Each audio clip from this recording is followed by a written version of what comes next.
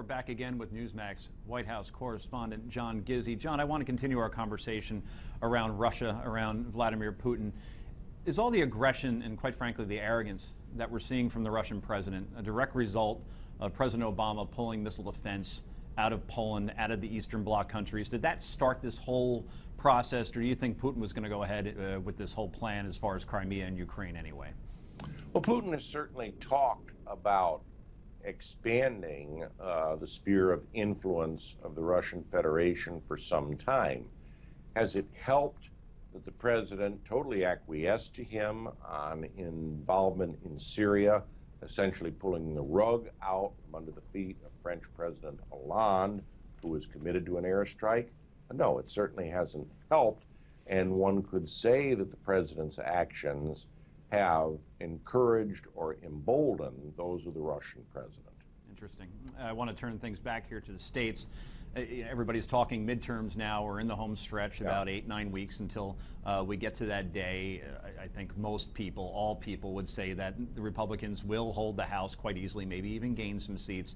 6 seats are needed to flip the Senate to Republican control, however. And a big deal happened earlier this week with the Democratic candidate in Kansas just dropping out of the race, realizing they had no shot. You know, there's been a very, very red state, maybe the reddest of all since the beginning of time, it seems. So now with an independent running there, believe it or not, it's become a very competitive race. How do you see, A, that race eventually breaking it down, and then 2, do you think the Republicans will take back the Senate and send Harry Reid packing as majority leader come November? All right, let's do your questions 1, 2, Joe. In Kansas now, I was as surprised as just about anyone was after Senator Pat Roberts won a very hotly contested primary over a Tea Party-backed challenger. I thought it was downhill all the way for November.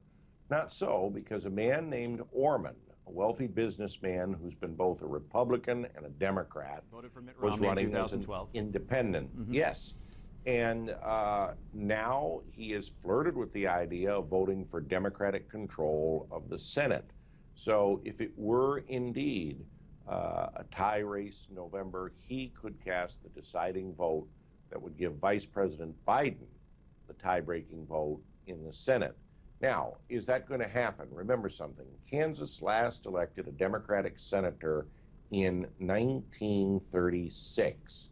The last time there was a 3-person race in Kansas was for governor in 1932, when John Brinkley, a physician, took enough votes from the Democratic governor to elect Alf Landon, later Republican nominee for president, father of a U.S. senator, as the Sunflower State's governor. Right now, the Democratic candidate cannot get off the ballot. Chris Kobach, the Secretary of State, says Democrats have nominated a candidate. The time is past to take a major party nominee off the general election ballot. So my guess for now is there'll be a lot of press attention on Mr. Orman. He'll spend a lot of money, but in the end, Senator Roberts will win, as Governor Landon did in a 3-way race in 1932. Wow, you heard it here first, guys, and a great history lesson, by the way. So quick, 15 seconds, Republicans take back the Senate come November? Yes, and the margin will be 52-48. Republicans already are slam dunk candidates in picking up Democratic seats in South Dakota, Montana, and West Virginia. There are 5 states that Mitt Romney carried handily that have Democratic senators who were narrow winners the last time. The Republicans are better than even money. And then Iowa. John, I got to go. I'm sorry to cut you off, but we got you on. We got you on here, saying it's absolutely going to happen. So, hey, thanks for joining us. I really do appreciate it. We'll be back with contributor to Washington Post Partisan blog and chairman of the BGR Group, Ed Rogers, right after the break. This is the Steve Malzberg Show.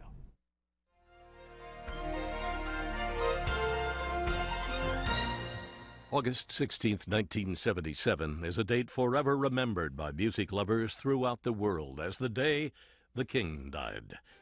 Born a twin on January 8, 1935 in Tupelo, Mississippi, Elvis Aaron Presley's twin brother Jesse died at birth, leaving the future entertainment legend to grow up a single child.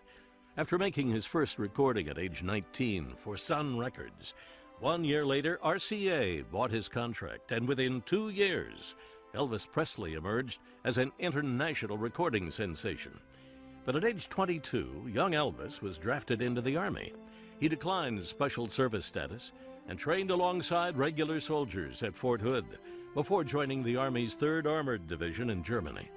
After 2 years of service and meeting his wife, Priscilla, Sergeant Elvis Presley returned to civilian life and went on to star in 33 films and break records for his television specials and appearances.